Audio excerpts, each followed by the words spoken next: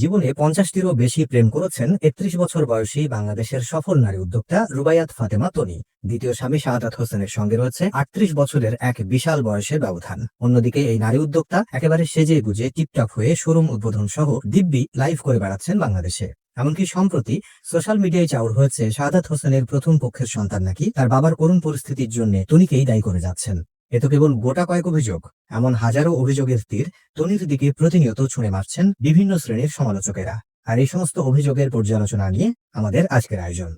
রুবাইয়াত ফাতেমা তনির শৈশবকাল গ্রামে কাটলেও বাস্তবে দেখতে মডেল কিংবা অভিনেত্রীর চাইতে কোনো অংশে কম নন। আকর্ষণীয় এই নারী উদ্যোক্তা স্বভাবেও বাকি 10টা সাধারণ মেয়ের চাইতে বেশ চঞ্চল প্রকৃতির। জীবনের অধিকাংশ কঠিন সিদ্ধান্তই তনি হুট করে নিয়েছেন। প্রেমের ক্ষেত্রেও ঘটেনি তার ব্যতিক্রম।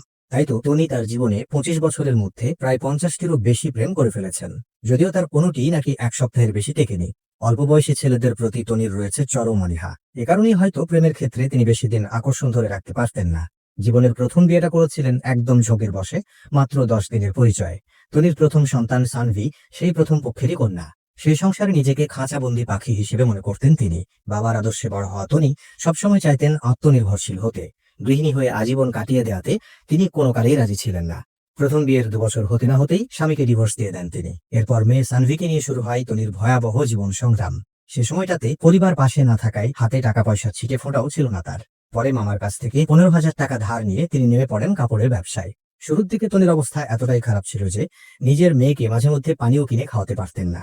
ধীরে ধীরে কাপড়ের ব্যবসার পাশাপাশি বিভিন্ন বেসরকারি কোম্পানিতে কাজ করতে থাকেন তিনি। কাজের সুবাদে পরিচয় হয় তার দ্বিতীয় স্বামী শাহাদাত হোসেনের সঙ্গে।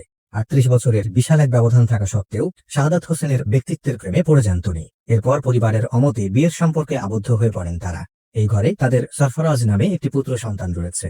তনি এ নিয়ে সামাজিক মাধ্যমে বুলিং এর শিকার হলেও শাহাদাত হোসেনকে বিয়ের আগে তিনি নিজেকে মোটামুটি একটা পর্যায়ে নিয়ে গিয়েছিলেন। এছাড়া তনি কঠোর পরিশ্রমী একজন নারী। ধার করে ব্যবসা শুরু করলেও পরিশ্রমী এই নারী আজ সানভিজ বাই তনির মতো সফল প্রতিষ্ঠানের মালিক। দেশ বিদেশ মিলিয়ে তার 15টিরও বেশি শোরুম রয়েছে।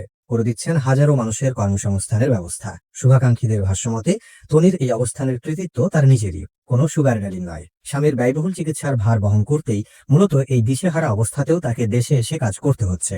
তাছাড়া শাহাদাত হোসেনের প্রথম পক্ষের সন্তানের অভিযোগের সত্যতা এখনো যাচাই করা সম্ভব হয়নি। তাই অনেক নেটিজেনরা এটিকে গুজব হিসেবেই ধরে নিয়েছেন। সামাজিক মাধ্যমে তার কাপড়ের ব্যবসার লাইভ তনি নিজেই করে থাকেন। আর তখন অনেক মানুষ অনেক রকম কটাক্ষ মন্তব্য করে কমেন্ট বক্স ভাসিয়ে দেন। কিন্তু এসবের তোয়াক্কা না করে প্রতিটি বাজে মন্তব্যের শক্ত জবাব তনি দিয়ে থাকেন।